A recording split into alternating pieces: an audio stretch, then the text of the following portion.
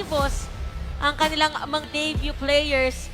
Ito na ba ang kanilang pagpapakitang gilas sa ating Game 2? Minana EVOS ngayon, still struggling to find their very first win sa MPL Season 12. Pero Blacklist gustong i-solidify ang kanilang rankings sa current standings. Sobrang bilis nung, kung tinignan natin lineup, no? Sobrang bilis nung binanggit natin sa Minana kasi ganun yung ginawa ng Blacklist sa kanila kanina. Although walang added na movement speed, pero para mapantayan yung sinasabi nating galaw ng mga players. Anything nakakaiba dito sa emblems natin for... Well, we have not seen. Siguro, interested ako sa ano ba yung napili dito ng ng Rafaela. Naturally naman, focusing mark is perfect. Pero mapapaisip kayo, parang kukuha ka ba ng pampakunat sa Rafaela? Or mag-focus ka pa sa cooldown reduction or anything?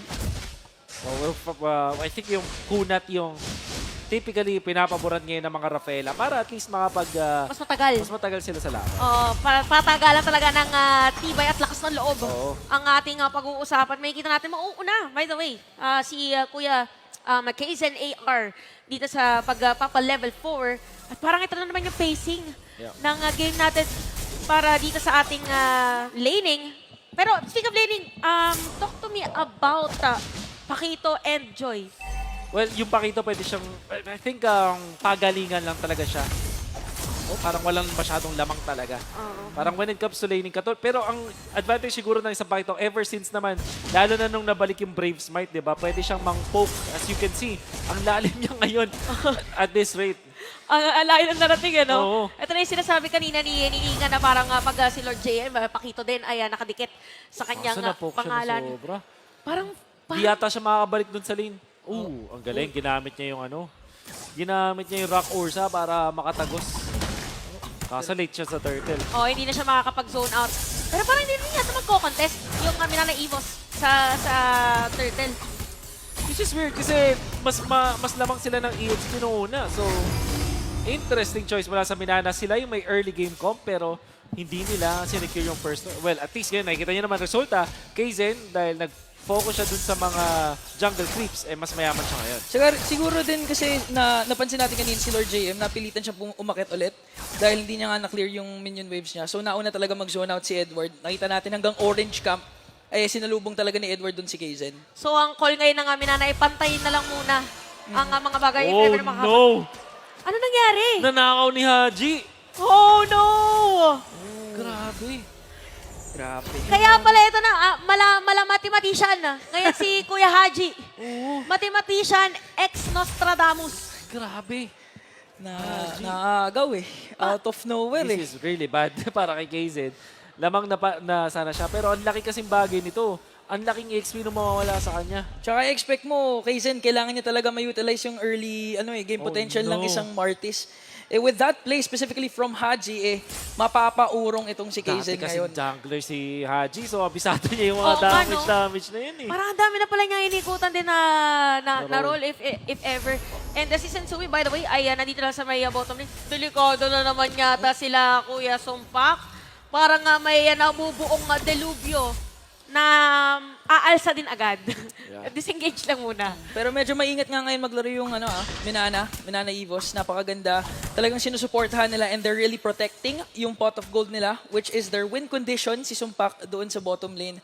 Pero if Minana EVOS ka, kailangan mo talaga mag-create ng plays. Kailangan nyo sulitin yung early game mo eh. Tatandaan mo, Martis ka eh. Martis Rafa, no? Parang gusto eh. mo, pinabilis-bilis. Uy, si Kuya Renny J ay mga lang muna dun sa may bottom lane.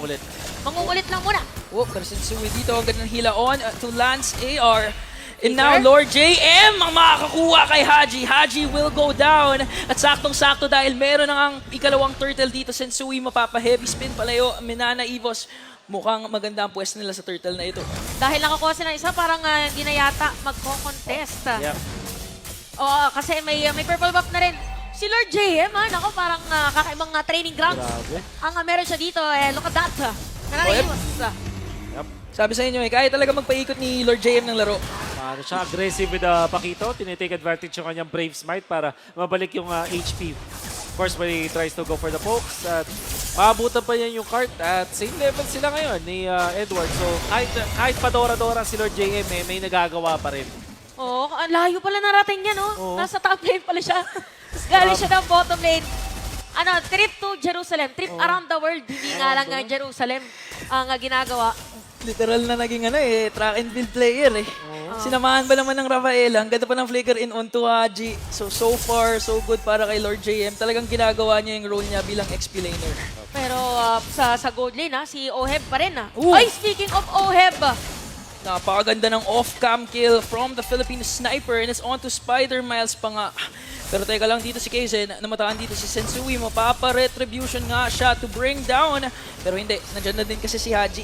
Reinforcements from Blacklist ay nandyan na rin. alam mo, parang napapansin ko yung difference ngayon. Correct me if I'm wrong, Wolf. For Minana, parang inuunahan na lang nila sa pwesto. Yes, exactly. At willing sila mag-commit ng ultimate. Katulad ng ginawa ni Lancy kanina na hindi pa talaga nagkakaroon ng turtle fight pero inactivate na agad niya yung real world manipulation. Effectively, na-isolate niya si Sensui mula dun sa mga members ng Blacklist. Kaya naman, kahit hindi pa sila nakuha ng solidong kill nakuha pa rin sila ng positioning habang si Edward napakagandang play-off. Now meron concealed play dito si Sensui. On to Sumpak Air. Si Oheb tuloy-tuloy lang pag-free hit. Now Brody will go down. Pero parang may sagot doon si Lancy. Ang ganda na lang pag ng real world manipulation. Haji mapapa-flicker out lang naman.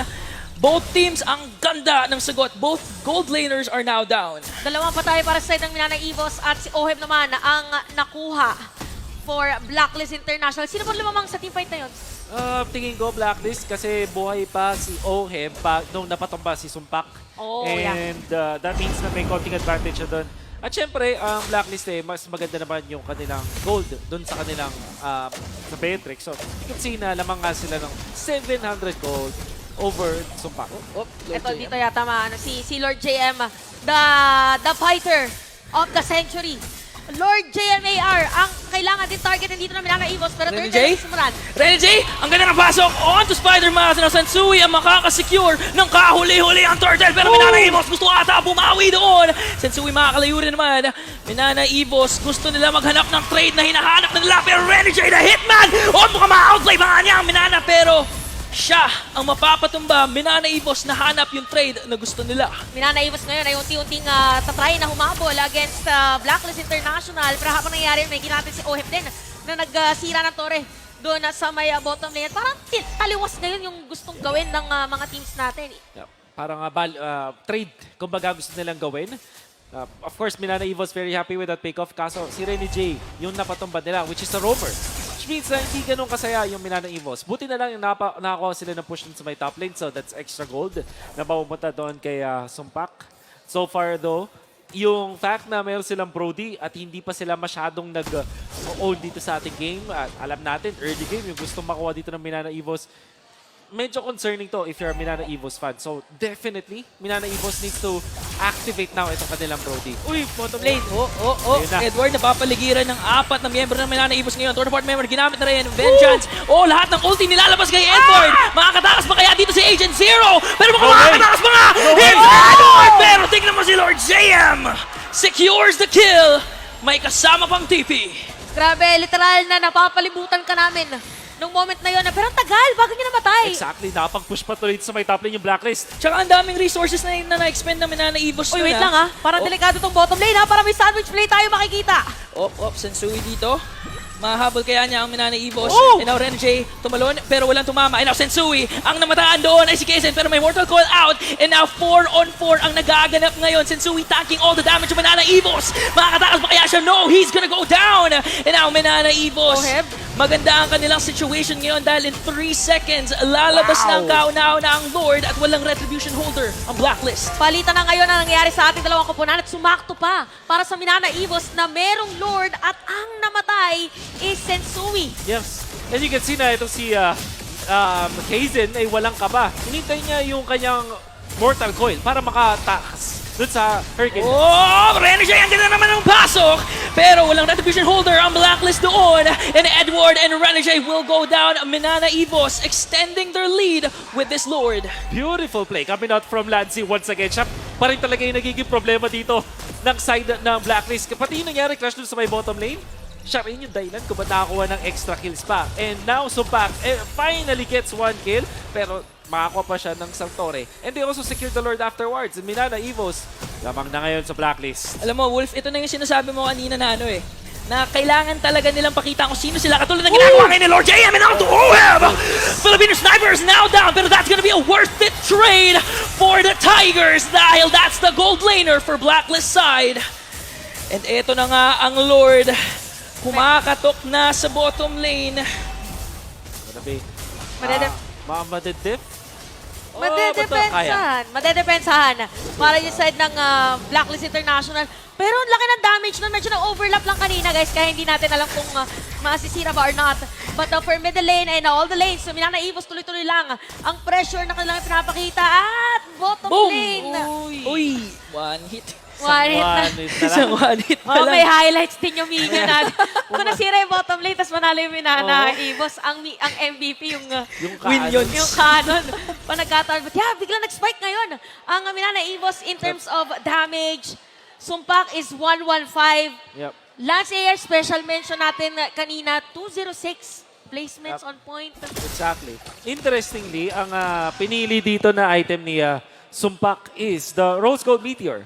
Knowing na pwede siyang talunan at medyo masakit din kasi yung damage ni Novaria. Then of course, Edward, nakikita natin na nagpa-pop siya ng kanyang Vengeance. So, na-feel siguro ng Minana Evos, especially dito kay Sumpak, na kailangan niya ng konting tankiness to go with it.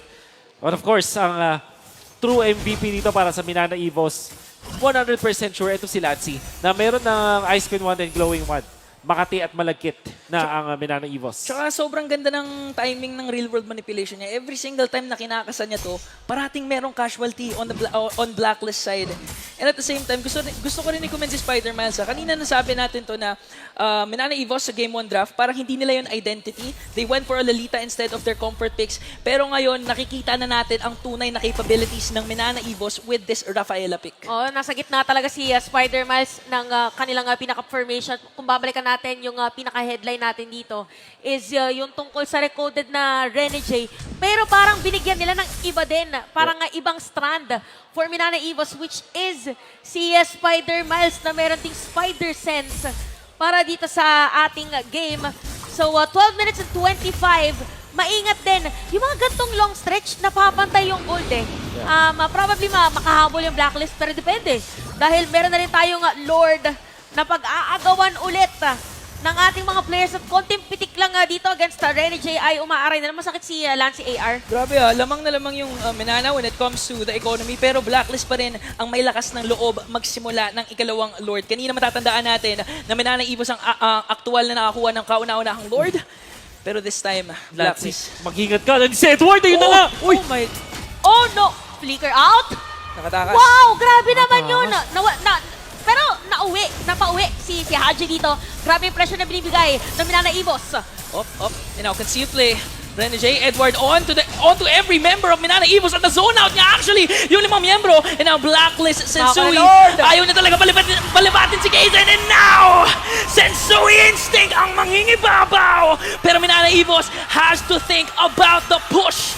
Has to think about this kasi napakasakit na ngayon ni Kaizen as Oheb will go down. Sobrang lupit nung pinakita doon ni Kaizen. Siya yung assurance shot niya, yung kumbaga nag-foam doon sa dalawang members sa Blacklist kaya nakuha siyang double kill. Tapos, ginamit niya agad yung decimate niya kay Oheb kahit hindi pa low si Oheb para lang makahabol. And the ball. Isa na nga lang ang natitira and it's gonna be Legend Zero pero walang minions ngayon. Ang Minana Evos, successful defense pa rin. Pero sabi ni Lord JM, masyado na kayong matagal at Minana Evos, maririnig natin ang kauna-unahan nilang roar as they win game number 2. This winning moment is brought to you by our official sponsor, FW Life Insurance. Minana